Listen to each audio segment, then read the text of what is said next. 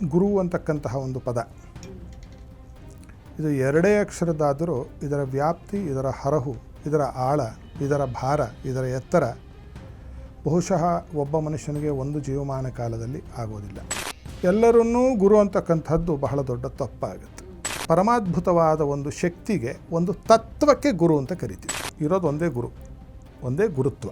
ಗುರು ಅಂತಕ್ಕಂಥದ್ದು ಒಂದು ತತ್ವ, ಗುರು ಅಂತಕ್ಕಂತಹದ್ದು ಒಂದು ಭಾವನೆ, ಗುರು ಅಂತಕ್ಕಂಥದ್ದು ಒಂದು ಭಕ್ತಿ, ಗುರು ಅಂತಕ್ಕಂಥದ್ದು ಒಂದು ಶಕ್ತಿ, ಗುರು ಅಂತಕ್ಕಂತಹದ್ದು ಒಂದು ಯುಕ್ತಿ. ಗುರು ಪೂರ್ಣಿಮೆ ಅಂದರೂ ತಪ್ಪಿಲ್ಲ, ಅಥವಾ ವ್ಯಾಸ ಪೂರ್ಣಿಮೆ ಅಂದರೂ ಕೂಡ ತಪ್ಪಿಲ್ಲ. ಯಾರ್ಯಾರ್ದು ಹುಟ್ಟುಹಬ್ಬವನ್ನು ನಮ್ಮ ಹುಟ್ಟುಹಬ್ಬವನ್ನು ಆಚರಿಸ್ಕೊಳ್ತದ್ದಂಥದ್ರಲ್ಲಿ ಏನೂ ಇಲ್ಲ. ಇನ್ನೂ ಒಂದು ವರ್ಷ ಎಕ್ಸ್ಟ್ರಾ ನಾವು ಅದನ್ನು ಏನು ಮಾಡಿದ್ವಿ, ನಾವು ವ್ಯಯ ಮಾಡಿದ್ವಿ, ಸುಮ್ಮನೆ ವೃಥ ಆಗೋಯ್ತು. ಯಾರು ನಮಗೆ ಜ್ಞಾನದ ಒಂದು ದೊಡ್ಡದಾಗಿರೋ ಅಮೃತವನ್ನು ಧಾರೆ ಎರೆದ್ರೋ ಅಂತಹ ಗುರುವನ್ನು ಸ್ಮರಿಸಿ ಅವರ ಹುಟ್ಟುಹಬ್ಬ. ಜ್ಞಾನ ಬೇರೆ, ಪಾಂಡಿತ್ಯ ಬೇರೆ. ಎಂತಹ ಪಂಡಿತನು, ಎಂತಹ ದೊಡ್ಡ ಸಾಹುಕಾರನು, ಎಂತಹ ದೊಡ್ಡ ರಾಜಕೀಯ ವ್ಯಕ್ತಿಯೂ ಕೂಡ ಗುರುವಿನೆದುರು ಹೋದಾಗ ಒಂದು ಕುಬ್ಜನಾಗೇ ಆಗ್ತಾನೆ. ಅದಕ್ಕೆ ಗುರುತ್ವ ಅಂತ ಹೇಳಿ ಹೆಸರು. ಮೊದಲನೇ ಗುರು ಯಾರು? ತಾಯಿ. ಗುರು ಪೌರ್ಣಿಮೆ ದಿವಸ ತಾಯಿ ಪೂಜೆನೂ ಮಾಡಿ. ದೊಡ್ಡವಳು ಅವಳು, ಎಲ್ಲರಿಗಿಂತ ದೊಡ್ಡವಳು ಯಾರು ಅಂದರೆ ಇಡೀ ಸೃಷ್ಟಿಯಲ್ಲಿ ತಾಯಿ, ಮಾತೆ. ಗುರು ಅನ್ನೋದಕ್ಕರ್ಥ ತಾಯಿನು ಅಂತ ಹೇಳಿ ಶಾಸ್ತ್ರದಲ್ಲಿ ಬಹಳ ಸ್ಪಷ್ಟ ಉಲ್ಲೇಖ ಇದೆ. ನಾನು ಹೇಳ್ತಾ ಇರ್ತಕ್ಕಂಥದ್ದೆಲ್ಲ. ಈಶ್ವರನಾಗಿ ಏನು ಮಾಡ್ತಾನೆ, ಶಿಷ್ಯನಲ್ಲಿರ್ತಕ್ಕಂತಹ ತಮಸ್ಸನ್ನು, ಅಂಧಕಾರವನ್ನು, ಅಜ್ಞಾನವನ್ನು ಸಂಹಾರ ಮಾಡಿಬಿಡ್ತಾನೆ. ಬ್ರಹ್ಮನಾಗಿ ಏನು ಮಾಡಿಬಿಡ್ತಾನೆ, ನಿಮ್ಮಲ್ಲಿ ಜ್ಞಾನವನ್ನು, ವಿನಯವನ್ನು, ಪ್ರಜ್ಞೆಯನ್ನು, ಪ್ರತಿಭೆಯನ್ನು ಉದಯಿಸ್ತಾನೆ, ಹುಟ್ಟಾಕ್ತಾನೆ. ವಿಷ್ಣುವಾಗಿ ಸಂರಕ್ಷಣೆ ಮಾಡ್ತಕ್ಕಂಥದ್ದು. ಸುಮ್ಮನೆ ಕೂತ್ಕೊಂಡು ಬಂದವರಿಗೆಲ್ಲ ಹೀಗೆ ಬೊಕಳೆ ಹೇಳೋದಲ್ಲ, ತಾನು ಆಚರಣೆಗೆ ತರ್ತಾನದನ್ನು. ಆಚರಣೆಗೆ ತಂದು ಶಿಷ್ಯರಿಗೂ ಆಚರಣೆಗೆ ಯಾರು ಇಳಿಸ್ತಾನೋ ಅವನ ಆಚಾರ್ಯ, ಅವನು ಗುರು.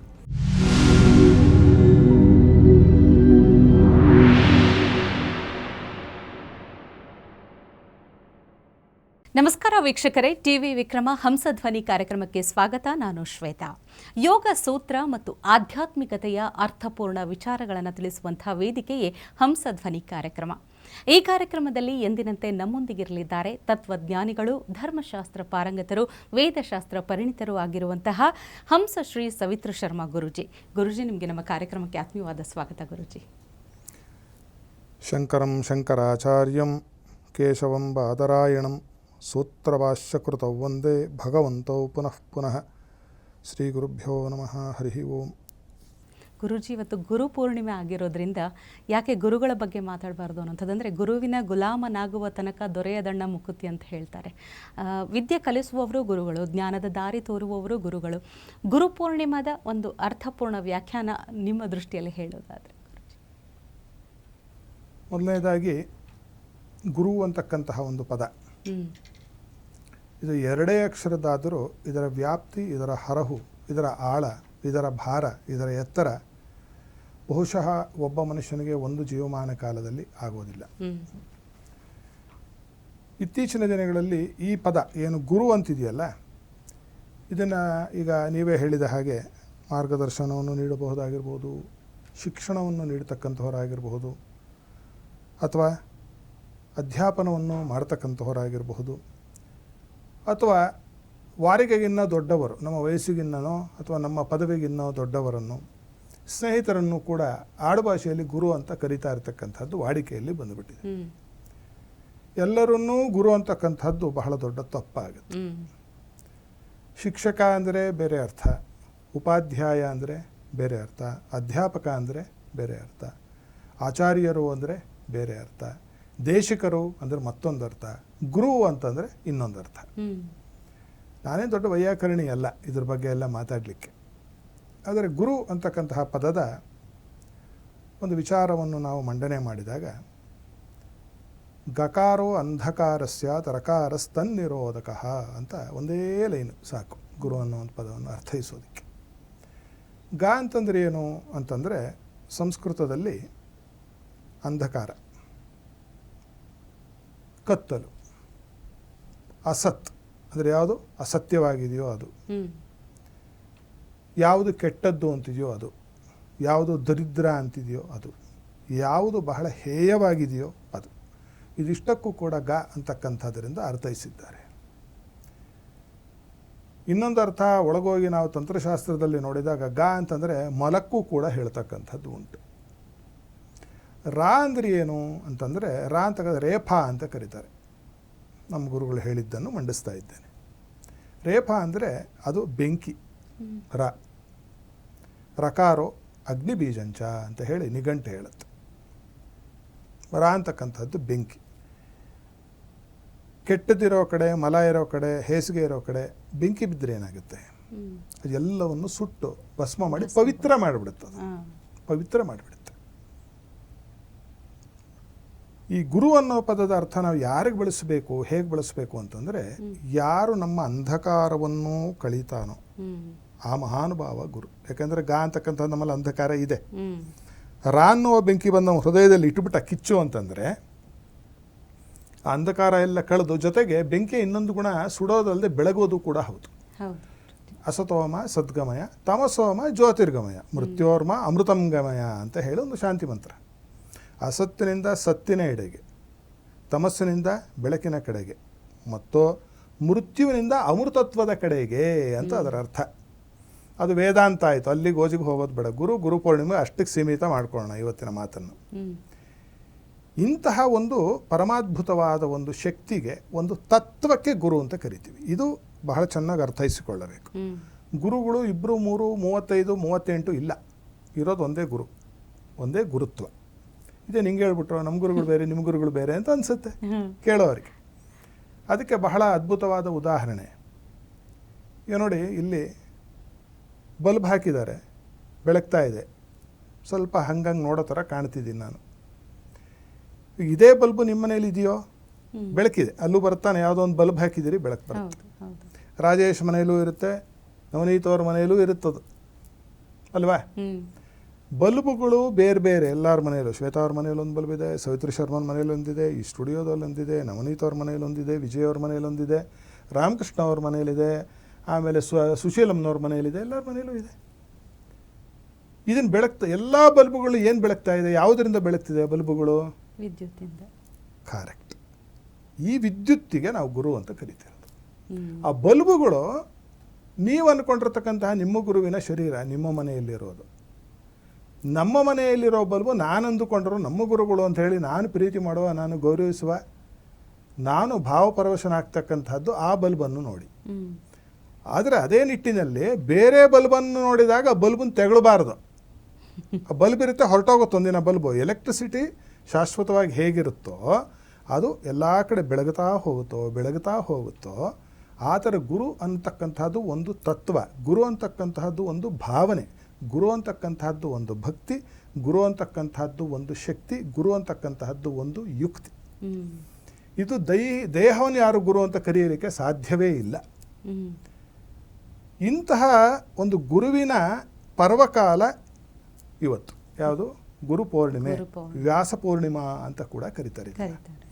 ವ್ಯಾಸ ಪೂರ್ಣಿಮಾ ಅಂತ ಕರೆದಾಗ ವ್ಯಾಸರು ಮತ್ತು ಆದಿಶಂಕರ ಭಗವತ್ಪಾದರು, ನಾನು ಆದಿಯಲ್ಲಿ ಶ್ಲೋಕ ಅದನ್ನೇ ಹೇಳಿದ್ದು, ಶಂಕರಂ ಶಂಕರಾಚಾರ್ಯಂ, ಈಶ್ವರ ಶಂಕರಾಚಾರ್ಯರಾಗಿ ರೂಪವನ್ನು ತಳೆದಾತ, ಅವತಾರ ಮಾಡದ ಭೂಮಿ ಮೇಲೆ ಆ ಮಹಾನುಭಾವ ಅಂತ. ಶಂಭೋಮೂರ್ತಿಶ್ಚರತಿ ಶಂಕರಾಚಾರ್ಯ ರೂಪ ಅಂತ. ಅಂದರೆ ಈಶ್ವರ ಯಾವ ರೂಪದಲ್ಲಿ ಈ ಭೂಮಿಯನ್ನು, ಈ ಭರತ ಭೂಮಿಯನ್ನು ಅನುಗ್ರಹ ಮಾಡದ ಅಂತಂದರೆ ಸಾಕ್ಷಾತ್ ಪರಮೇಶ್ವರ ಆದಿಶಂಕರ ಭಗವತ್ಪಾದರ ರೂಪದಲ್ಲಿ ಸಂಚಾರ ಮಾಡದ ಅಂತ. ಕೇಶವಂ ಬಾದರಾಯಣಂ, ಕೇಶವ ಅಂದರೆ ಯಾರು? ಮಹಾವಿಷ್ಣು. ಅದು ಮಹಾವಿಷ್ಣು ಯಾವ ರೂಪದಲ್ಲಿ ಸಂಚಾರ ಮಾಡ್ದ, ನಮಗೆ ಇದೆಲ್ಲ ಅನುಗ್ರಹ ಮಾಡೋದು ವ್ಯಾಸರ ರೂಪದಲ್ಲಿ ಮಾಡಿದ. ಸೂತ್ರಭಾಷ್ಯ ಕೃತವೂ ಒಂದೇ. ಇವರಿಬ್ಬರೇ ಸೂತ್ರ ಮತ್ತು ಭಾಷ್ಯಾರ್ಥವನ್ನು ಮಾಡಿದ್ದು. ಸೂತ್ರನೂ ಕೊಟ್ಟರು, ಅದಕ್ಕೆ ಭಾಷ್ಯಾರ್ಥವನ್ನು ಕೊಟ್ಟವರು ಯಾರು ಅಂದರೆ ಶಿವಕೇಶವರು. ಅಂದರೆ ಯಾರು? ವ್ಯಾಸರು ಮತ್ತು ಶಂಕರಾಚಾರ್ಯರು. ಆದ್ದರಿಂದ ಇವತ್ತಿನ ದಿವಸ ನೀವು ಗುರು ಪೂರ್ಣಿಮೆ ಅಂದರೂ ತಪ್ಪಿಲ್ಲ, ಅಥವಾ ವ್ಯಾಸ ಪೂರ್ಣಿಮೆ ಅಂದರೂ ಕೂಡ ತಪ್ಪಿಲ್ಲ. ವ್ಯಾಸ ಅಂತಕ್ಕಂಥದ್ದಕ್ಕೆ ಇನ್ನೊಂದು ಅರ್ಥ, ಒಂದು ಮಧ್ಯದಲ್ಲಿ ಇರ್ತಕ್ಕಂತಹ ಒಂದು ಗ್ಯಾಪ್ಗೂ ಕೂಡ ವ್ಯಾಸ ಅಂತೀವಿ. ವೇದ ಒಂದು ರಾಶಿ ಗುಡ್ಡ ಬಿದ್ದೋಗಿತ್ತಂತೆ. ಅಧ್ಯಯನ ಮಾಡಲಿಕ್ಕೆ ಬಹಳ ಕಷ್ಟ ಆಗ್ತಿತ್ತು ಜನರಿಗೆ, ನನ್ನಂಥವನಿಗೆ. ಬೌದ್ಧಿಕ ಗುಣಮಟ್ಟ ಕಡಿಮೆ, ಎಲ್ಲವೂ ಕಡಿಮೆ ಮನುಷ್ಯನಿಗೆ. ಆವಾಗ ನಮ್ಮ ಮೇಲೆ ಬಹಳ ಅನುಕಂಪವನ್ನು ತೋರಿಸಿ ಶ್ರೀಮನ್ ಮಹಾವಿಷ್ಣುವು ವ್ಯಾಸರ ರೂಪವನ್ನು ಧರಿಸಿ ಏನು ಮಾಡ್ತಾನೆ, ಆ ವೇದವನ್ನು ಇದಿದ್ದು ಅಂತ ಆ ಗೋಜಿಗೆ ಹೋಗೋದು ಬೇಡ, ಚಿಕ್ಕದಾಗಿ ಹೇಳಿ ಮುಗಿಸ್ತೇನೆ. ಇದು ಋಗ್ವೇದನಪ್ಪ, ಇದು ಯಜುರ್ವೇದನಪ್ಪ, ಇದು ಸಾಮವೇದ, ಇದು ಅಥರ್ವವೇದ ಅಂತ ಹೇಳಿ ಮೊದಲು ಮಾಡಿದ್ದು 3, ಆಮೇಲೆ 4-5 ತ್ರೈವಿದ್ಯಾ ಅಂತಲೇ ಇದಕ್ಕೆ ಹೆಸರು. ಋಕ್ಕುಗಳಿರ್ತಕ್ಕಂಥದ್ದು ಋಗ್ವೇದ, ಯಜಸ್ಸುಗಳಿರ್ತಕ್ಕಂಥದ್ದು ಯಜುರ್ವೇದ, ಸಾಮವಿರ್ತಕ್ಕಂಥದ್ದು ಸಾಮವೇದ. ಈ ರೀತಿಯಾಗಿ ಅದು ಒಂದೊಂದಕ್ಕೆ ಅದು ಬೇರ್ಪಡಿಸಿದ್ದಕ್ಕೆ ಅದಕ್ಕೆ ವ್ಯಾಸ ಅಂತ ಒಂದು ಹೆಸರು. ಮೂಲತಃ ಈಗಿನ ವ್ಯಾಸರ ಹೆಸರು ಕೃಷ್ಣ ದ್ವೈಪಾಯನರು ಅಂತ ಮಹಾಭಾರತದಲ್ಲಿ ಬರುತ್ತೆ ಕಥೆ ಇದು. ಅಂತಹ ನಮಗೆ ಪರಮೋಪಕಾರವನ್ನು ಜ್ಞಾನದ ಹಾದಿಯನ್ನು ತೋರಿಸಿದಂತಹವರು ವ್ಯಾಸರು. ಅವರ ಪೂಜೆ ನಡೀತಕ್ಕಂತಹ ದಿವಸ. ಅದರಲ್ಲಿ ಒಂದೊಂದು ಮಠ ಮಂದಿರಗಳಲ್ಲಿ ಅವರವರದೇ ಒಂದು ಸಂಪ್ರದಾಯ ಇದೆ. ಶಾಂಕರ ಸಂಪ್ರದಾಯ ಇದೆ. ಅದೇ ರೀತಿಯಾಗಿ ಮಧ್ವಾಚಾರ್ಯರು, ಶ್ರೀಮದ್ ಆನಂದ ತೀರ್ಥರು ಅಂತ ಅವ್ರ ಮೂಲ ಹೆಸರು. ಮಧ್ವಾಚಾರ್ಯರು ಆಮೇಲೆ ಬಂದಿದ್ದ ಹೆಸರು. ಆನಂದ ತೀರ್ಥರು ಅಂತ ಅಭಿದಾನ ಅವರಿಗೆ. ಅವರು ಮತ್ತು ರಾಮಾನುಜಾಚಾರ್ಯರು, ಈ ಮೂರು ಇವರಿಗೆ ನಾವೇನು ಹೇಳ್ತೇವೆ ಅಂದರೆ ಗುರುತ್ರಯರು ಅಂತ ಹೇಳಿ ಕರೀತಾರೆ.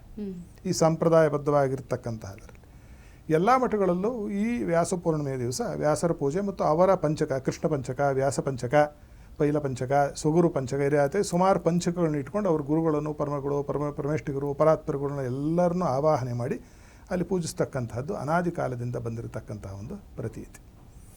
ಏನು ಇದರ ಮಹತ್ವ ಅಂತ ಹೇಳಿ ನಾವು ಯೋಚನೆ ಮಾಡಲಾಗಿ ಈಗ ಹುಟ್ಟುಹಬ್ಬವನ್ನು ಆಚರಿಸ್ಕೊಳ್ತಕ್ಕಂಥದ್ದಿದೆ. ಯಾರ್ಯಾರ್ದು ಹುಟ್ಟುಹಬ್ಬವನ್ನು ನಮ್ಮ ಹುಟ್ಟುಹಬ್ಬವನ್ನು ಆಚರಿಸ್ಕೊಳ್ತಕ್ಕಂಥದ್ರಲ್ಲಿ ಏನೂ ಇಲ್ಲ. ಇನ್ನೂ ಒಂದು ವರ್ಷ ಎಕ್ಸ್ಟ್ರಾ ನಾವು ಅದನ್ನು ಏನು ಮಾಡಿದ್ವಿ, ನಾವು ವ್ಯಯ ಮಾಡಿದ್ವಿ, ಸುಮ್ಮನೆ ವೃಥ ಆಗೋಯ್ತದು. ತಮಗಲ್ಲದೆ ಅನ್ಯರಿಗೋಸ್ಕರ ಒಂದು ಅವತಾರವನ್ನು ಎತ್ತಿ ಇಡೀ ಅವರ ಜೀವಮಾನ ಪೂರ್ತಿಯು ಯಾರು ನಮಗೆ ಜ್ಞಾನದ ಒಂದು ದೊಡ್ಡದಾಗಿರೋ ಅಮೃತವನ್ನು ಧಾರೆ ಎರೆದರೋ ಅಂತಹ ಗುರುವನ್ನು ಸ್ಮರಿಸಿ ಅವರ ಹುಟ್ಟುಹಬ್ಬ ಇತ್ತು. ವ್ಯಾಸರು ಜನ್ಮ ಎತ್ತಿದ ದಿವಸ, ಅವರ ಅವತಾರವನ್ನು ಮಾಡಿದಂತಹ ದಿವಸ ಅಂತ ಅರ್ಥೈಸ್ಕೊಳ್ಳಿ. ಹಾಗಾದರೆ ಗುರುಜಿ, ಗುರು ಪೌರ್ಣಿಮೆಯ ಅರ್ಥಪೂರ್ಣ ಆಚರಣೆ ಹೇಗಿರಬೇಕು ಅಂತ ಅದೇ ಹೇಳಿಕ್ಕೆ ಹೊರಟೆ. ಎಲ್ಲರೂ ಚಿರುಪರಿಚಿತವಾಗಿರ್ತಕ್ಕಂತಹ ಒಂದು ಶ್ಲೋಕ ಇದೆ. ಚಿಕ್ಕ ಮಕ್ಕಳಿಗೆ ಅದನ್ನೇ ಹೇಳ್ಕೊಡೋದು. ನಿಮ್ಮ ಮನೆಯಲ್ಲೋ, ನಮ್ಮ ಮನೆಯಲ್ಲೋ, ಪಕ್ಕದ ಮನೆಯಲ್ಲೋ, ಎದುರು ಮನೆಯಲ್ಲೋ, ಮೇಲ್ಗಡೆ ಮನೆ ಎಲ್ಲರೂ. ಗುರುಬ್ರಹ್ಮ ಗುರು ವಿಷ್ಣು ಗುರುರ್ದೇವೋ ಮಹೇಶ್ವರ ಗುರು ಸಾಕ್ಷಾತ್ ಪರಬ್ರಹ್ಮ ತಸ್ಮೈ ಶ್ರೀ ಗುರುವೇ ನಮಃ. ಇದು ನಾನು ಹೇಳಿದ ಹಾಗೆ ಬಹಳ ಸುಲಭದ ಶ್ಲೋಕ ಆದರೂ ಅರ್ಥ ಎಷ್ಟು ಗಹನವಾಗಿ ಗಂಭೀರವಾಗಿದೆ ಅಂತಂದರೆ, ಗುರು ಅನ್ನೋ ಪದಕ್ಕೆ ಇನ್ನೊಂದು ಅರ್ಥ ಸಂಸ್ಕೃತದಲ್ಲಿ ಬಹಳ ಭಾರವಾಗಿರೋದು, ಬಹಳ ದೊಡ್ಡದು. ಗುರುತರವಾದ ಜವಾಬ್ದಾರಿಯನ್ನು ಹೊತ್ತರು ಅಂತ ಓದ್ಬಿಡ್ತಾರೆ ವಾರ್ತೆ ಓದೋರು. ಗುರುತರ, ಗುರುತ್ವಾಕರ್ಷಣೆ ಅಂತೀವಿ, ಭೂಮಿಯ ಒಂದು ಶಕ್ತಿಗೆ. ಈ ಗುರು ಅಂತಕ್ಕಂಥದ್ದು ಏನಂದರೆ ಬಹಳ ದೊಡ್ಡದಾಗಿರ್ತಕ್ಕಂಥದ್ದು, ಬಹಳ ಭಾರವಾಗಿರ್ತಕ್ಕಂಥದ್ದು. ಆ ಗುರುವಿನ ಮುಂದೆ ಯಾರಾದರೂ ಚಿಕ್ಕವನಾಗ್ತಾನೆ. ಎಂತಹ ದೊಡ್ಡ ಪಂಡಿತ ಇರಬಹುದು, ಪಾಂಡಿತ್ಯದ ಬಗ್ಗೆ ಮಾತಾಡ್ತಿಲ್ಲ, ನಾನು ಜ್ಞಾನದ ಬಗ್ಗೆ ಗುರು ಅಂತ ಕರೀತಾ ಇರೋದು. ಜ್ಞಾನ ಬೇರೆ, ಪಾಂಡಿತ್ಯ ಬೇರೆ. ಎಂತಹ ಪಂಡಿತನು, ಎಂತಹ ದೊಡ್ಡ ಸಾಹುಕಾರನು, ಎಂತಹ ದೊಡ್ಡ ರಾಜಕೀಯ ವ್ಯಕ್ತಿಯೂ ಕೂಡ ಗುರುವಿನೆದುರು ಹೋದಾಗ ಒಂದು ಕುಬ್ಜನಾಗೇ ಆಗ್ತಾನೆ. ಅದಕ್ಕೆ ಗುರುತ್ವ ಅಂತ ಹೇಳಿ ಹೆಸರು. ಇಲ್ಲಿ ಗುರುಬ್ರಹ್ಮ ಗುರು ವಿಷ್ಣು ಗುರುದೇವೋ ಮಹೇಶ್ವರ ಗುರು ಸಾಕ್ಷಾತ್ ಪರಬ್ರಹ್ಮ ತಸ್ಮೈ ಶ್ರೀ ಗುರುವೇ ನಮಃ ಅಂದರೆ ಗುರು ಏನು ಮಾಡ್ತಾನೆ ಕೆಲಸ ಅಂತಂದರೆ, ಮೊದಲು ಅವನು ರುದ್ರನಾಗ್ತಾನೆ. ಅದೇ ಈಶ್ವರ ಅಂತ ಹೇಳಿದ್ವಲ್ಲ. ಈಶ್ವರನಾಗಿ ಏನು ಮಾಡ್ತಾನೆ, ಶಿಷ್ಯನಲ್ಲಿರ್ತಕ್ಕಂತಹ ತಮಸ್ಸನ್ನು, ಅಂಧಕಾರವನ್ನು, ಅಜ್ಞಾನವನ್ನು ಸಂಹಾರ ಮಾಡಿಬಿಡ್ತಾನೆ. ಮೊದಲಲ್ಲಿ ಗುರು ಬಹಳ ಕೆಟ್ಟದಾಗಿ, ಬಹಳ ಭಯಂಕರನಾಗಿ, ಬಹಳ ಪರೀಕ್ಷೆ ಒಡ್ಡೋನಾಗಿ ಕಾಣೋದು ಅದಕ್ಕೇನೆ ಎಲ್ಲ ಕಡೆ. ಎರಡನೇ ಒಂದು ಹಂತದಲ್ಲಿ ಏನು ಮಾಡ್ತಾನೆ, ಗುರುವಾಗಿರ್ತಕ್ಕಂಥವನು ಬ್ರಹ್ಮನ ಕೆಲಸ ಸೃಷ್ಟಿ ಮಾಡ್ತಕ್ಕಂಥ. ರುದ್ರನ ಸಂಹಾರ ಆಗೋಯ್ತಲ್ಲ, ಗುರು ರುದ್ರನಾಗಿ ಸಂಹಾರ ಮಾಡಿದ ನಿಮ್ಮ ಅಂಧಕಾರವನ್ನು, ಅಜ್ಞಾನನ. ಬ್ರಹ್ಮನಾಗಿ ಏನು ಮಾಡಿಬಿಡ್ತಾನೆ, ನಿಮ್ಮಲ್ಲಿ ಜ್ಞಾನವನ್ನು, ವಿನಯವನ್ನು, ಪ್ರಜ್ಞೆಯನ್ನು, ಪ್ರತಿಭೆಯನ್ನು ಉದಯಿಸ್ತಾನೆ, ಹುಟ್ಟಾಕ್ತಾನೆ. ಮೂರನೇದು ವಿಷ್ಣುವಾಗಿ, ವಿಷ್ಣುವಿನ ಕೆಲಸ ಏನು, ಸಂರಕ್ಷಣೆ ಮಾಡ್ತಕ್ಕಂಥದ್ದು. ಈ ಉದಯಿಸಿದ ಅಥವಾ ನಮ್ಮಲ್ಲಿ ಮೊಳಕೆ ಹೊಡೆದಂತಹ ಆ ಒಂದು ಜ್ಞಾನವನ್ನು ಅಲ್ಲೇ ನೆಲೆಲ್ಲುವಂತೆ ಸ್ಥಿತಿ ರೂಪದಲ್ಲಿ ಯಾರು ನಿಲ್ಲಿಸ್ತಾನೋ ಅವನು ಪರಬ್ರಹ್ಮನಾಗಿ ಕಾಣ್ತಾನೆ ಶಿಷ್ಯನಿಗೆ. ಇದು ಮೂಲ. ಅಲ್ಲಿಗೆ ಅರ್ಥ ಏನು ಅಂದರೆ, ಗುರುವಿನ ಒಂದು ವ್ಯಾಸ ಪೂರ್ಣಿಮೆ ಏನು ಅಂದರೆ ನೀವು ಬರೀ ಪೂಜೆಯನ್ನು ಮಾಡ್ತಕ್ಕಂಥದ್ದಲ್ಲ, ಗುರುವಿನ ಬಳಿಗೆ ಸಾಗಿ ಹೋಗಬೇಕು. ಅಕ್ಷರ ಕಲಿಸಿದಾತ ಗುರು, ಒಂದು ಅಕ್ಷರ. ಮೊದಲನೇ ಗುರು ಯಾರು, ತಾಯಿ. ಗುರುಪೂರ್ಣಿಮೆ ದಿವಸ ತಾಯಿ ಪೂಜೆನೂ ಮಾಡಿ. ದೊಡ್ಡವಳು, ಎಲ್ಲರಿಗಿನ ದೊಡ್ಡವಳು ಯಾರು ಅಂದರೆ ಇಡೀ ಸೃಷ್ಟಿಯಲ್ಲಿ ತಾಯಿ, ಮಾತೆ. ಮಾತೃದೇವೋಭವ, ಪಿತೃದೇವೋಭವ, ಮೂರನೇದು ಆಚಾರ್ಯ ದೇವೋಭವ. ಮೊದಲನೇ ತಾಯಿನೇ ಆದಿಗುರು. ಆದ್ದರಿಂದ ವ್ಯಾಸ ಪೂರ್ಣಿಮೆ ಅಂದರೆ ಬರೀ ಗುರುವಿನ ಯಾವುದೋ ಒಂದು ಚಿತ್ರಪಟವನ್ನು ಇಟ್ಟುಕೊಂಡು ಪೂಜೆ ಮಾಡ್ತಕ್ಕಂಥದ್ದು, ಅದಕ್ಕೆ ಮೆರವಣಿಗೆ ಮಾಡ್ತಕ್ಕಂಥದ್ದಲ್ಲ. ಗುರು ತೋರಿಸಿದಂತಹ ಕೆಲಸವನ್ನು ಆಚರಿಸೋದು ನಿಜವಾದ ಅರ್ಥದಲ್ಲಿ ಗುರುಪೂರ್ಣಿಮೆ ಅಥವಾ ವ್ಯಾಸ ಪೂರ್ಣಿಮೆ ಅಂತ ಅನ್ನಿಸಿಕೊಳ್ಳುತ್ತೆ. ತಾಯಿ ನಮಗೆ ತೋರಿಸಿದಂಥ ಉತ್ತಮ ಮಾರ್ಗದಲ್ಲಿ ಸನ್ನಡತೆಯಿಂದ ನಡೀತಕ್ಕಂತಹ ಮಕ್ಕಳು ಯಾರ್ಯಾರು ಮಾಡ್ತಾರೋ ಸಾರ್ಥಕವಾಗಿರ್ತಕ್ಕಂತಹ ಗುರುಪೂರ್ಣಿಮೆ ಆಗುತ್ತೆ. ಗುರು ಅನ್ನೋದಕ್ಕರ್ಥ ತಾಯಿನು ಅಂತ ಹೇಳಿ ಶಾಸ್ತ್ರದಲ್ಲಿ ಬಹಳ ಸ್ಪಷ್ಟ ಉಲ್ಲೇಖ ಇದೆ. ನಾನು ಹೇಳ್ತಾ ಇರ್ತಕ್ಕಂಥದ್ದೆಲ್ಲ. ಇಲ್ಲಿ ನಾನು ನನ್ನ ಸ್ವಂತದ್ದು ಏನನ್ನೂ ಪ್ರತಿಪಾದನೆ ಮಾಡೋದಿಲ್ಲ. ಏನಿದೆಯೋ ವಿಚಾರ ಅದನ್ನು ಹಾಗೆ ನಿಮ್ಮ ಮುಂದೆ ಇಡ್ತಾ ಇದ್ದೇನೆ. ಸ್ವೀಕರಿಸೋದು ಬಿಡೋದು ಮಹಾಜನರಿಗೆ ಬಿಟ್ಟಿದೆ. ಅದು ಈ ರೀತಿಯಾಗಿ ಗುರುಪೂರ್ಣಿಮೆ ನಮಗೆ ಸಾರ್ಥಕವಾಗಬೇಕು, ಅದನ್ನು ನಾವು ಸಾರ್ಥಕ ಮಾಡಿ ಮೆರಿಬೇಕು ಅಂತಂದರೆ ಗುರುವು ಹಾಕಿಕೊಟ್ಟ ಹಾದಿಯಲ್ಲಿ ನಾವು ನಡೀಬೇಕು, ಅದನ್ನು ಆಚರಣೆಗೆ ತರಬೇಕು. ಆಚಾರ್ಯ ಪದದ ಅರ್ಥನೇ ಅದು ಬಹಳ ಮುಖ್ಯ. ಆಚಾರ ಪರಮೋ ಧರ್ಮ. ಆಚಾರ್ಯ ಅಂದ್ರೆ ಅರ್ಥ ಏನು ಅಂದರೆ ಅಚಿನೋತ ಶಾಸ್ತ್ರಾರ್ಥಾನ್ ಸ್ವಯಂ ಆಚರೇದ್ಯಪಿ ಅಂತ ಹೇಳುತ್ತೆ.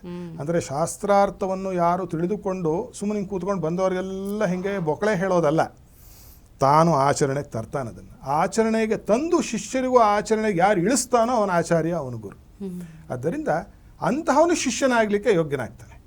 ಸುಮ್ಮನೆ ಏನೋ ನಮ್ಗೆ ಹೇಳ್ಕೊಟ್ಬಿಟ್ರು ಆಯಿತಾ ಬರಲ್ಲ ಮನೆಗೆ ಅಂತ ಹೊರಟೋಗೋದಲ್ಲ. ಕಾಫಿ ಟೀ ಎಲ್ಲ ಮುಗಿಸಿಕೊಂಡು ಗುರು ಮಾಡಿದಂತಹ ಒಂದು ಉಪದೇಶವನ್ನು ಯಾರು ಆಚರಣೆಗೆ ತರ್ತಾರೋ ಅದನ್ನು ಇವತ್ತಿನ ದಿವಸ ಮಾಡಿದರೆ ಪ್ರತಿದಿನ ಮಾಡಬೇಕು.